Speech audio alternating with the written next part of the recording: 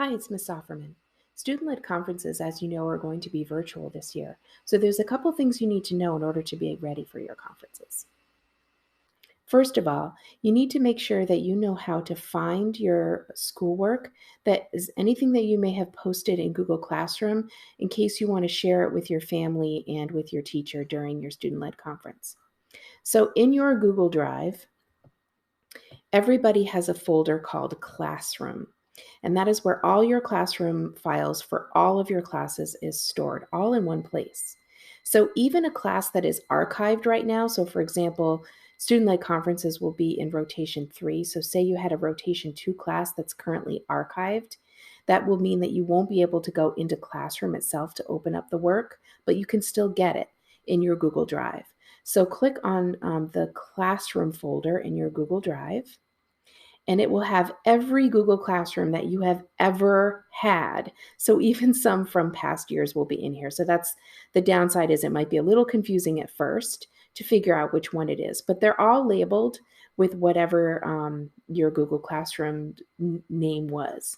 So you can open up your Google Classroom, and inside that classroom will be different folders for all the different assignments that you had for that class.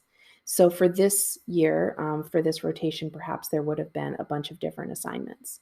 And then if you go into that assignment, it will list any and all documents or files or anything that you've had for that assignment. So that's how you can go in and maybe with a little investigation, it might be something you might want to look at ahead of time before the conference, just to make sure you know where things are. This is where things are located that you may have for your other classes. The other thing that you are going to need to know how to do for your conference is you're going to need to know how to share your screen in Google Meet.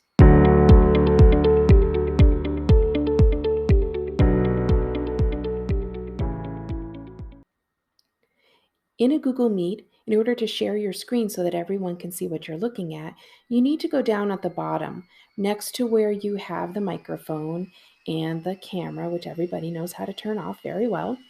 There is something that says turn on captions, and then it says present now. So if you click on present now, it gives you 3 options. You can either share your entire screen, a window, or just a tab. I highly recommend that you share your entire screen.